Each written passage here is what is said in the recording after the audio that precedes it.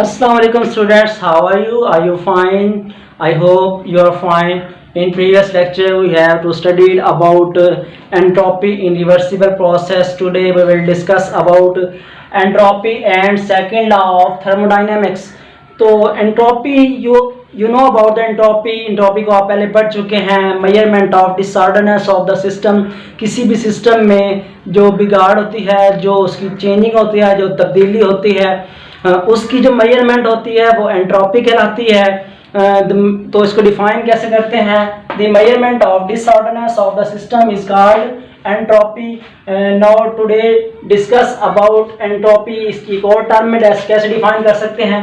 When an amount of energy is added to a system, जब किसी system में जो एनर्जी जो है ऐड होती है बाय सम रिवर्सिबल प्रोसेस, किसी रिवर्सिबल प्रोसेस के तहत, the change in entropy of the system is defined as.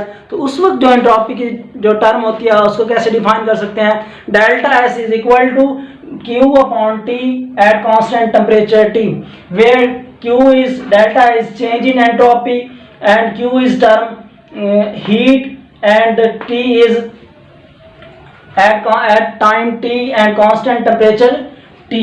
ठीक है. ds, where ds is small change in entropy, infinitesimal change in entropy, delta s ds where is equal to dq upon T. dq is small heat, small energy transferred by a system upon T at non-constant temperature.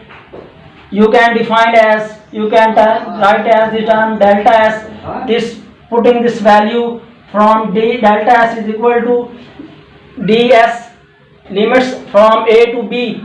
These are states a to b. You can put the value of ds is here, the term as that ds is equal to dq upon T. You can write here dq over T. A system taken by reversible process from state A to state B. These limits indicate that the system taken by reversible process from state A to state B, ये किसी भी state A में या state B में किसी भी system में एक स्टेट से दूसरी स्टेट तक की जो पोजीशन होती है उसको चेंज करती है. Entropy is a state variable, इसलिए हम इसको कह सकते हैं ये स्टेट वेरिएबल होता है. State from A to state from B. ds, delta s is the pathway independent. delta s is the pathway independent.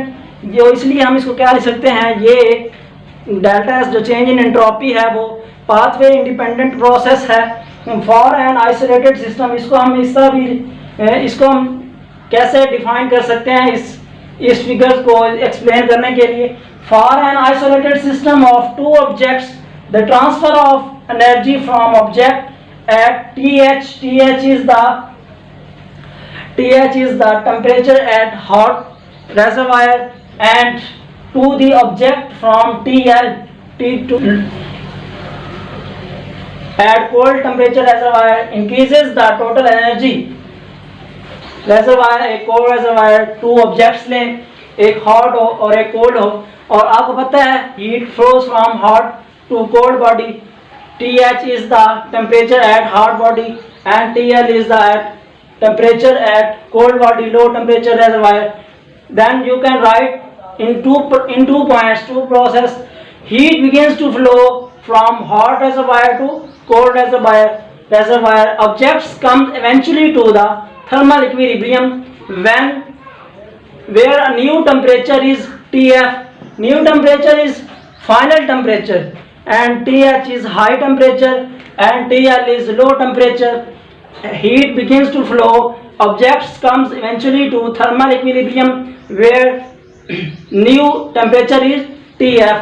Heat आपको पता है हीट जो है वो हॉट बॉडी से कोल्ड बॉडी की तरफ फ्लो करेगी, तो उसका जो टेम्परेचर होगा at TH is high temperature and TL is low temperature. So you can write the change in entropy is here. Delta S is equal to delta SH mean change in entropy in low temperature. ये high temperature पे है, ये low temperature पे उसकी जो है change in entropy है.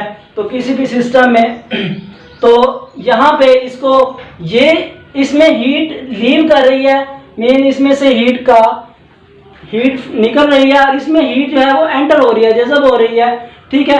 तो जब हीट लीव करती है तो उस वक्त जो है नेगेटिव साइन लिया जाता है, -Q/T/IHF। This term is final intermediate temperature at hot body to final temperature plus Q upon temperature intermediate low temperature from low temperature to final। यहाँ पे क्या है, heat temperature is intermediate high body to final temperature, और यहाँ पे क्या है, TILF mean intermediate temperature at low to final, where TF आपको इस दो रेंज आप इसी कैसे राइट कर सकते हैं, इसकी रेंज ये है, TF is intermediate between high and final, TIHF mean intermediate temperature at from high to final, and TF low temperature is less than intermediate between TH and TL। TH is high temperature, TL is low temperature, and TIHF mean intermediate temperature at high to final। So you can write the change in entropy is at Q।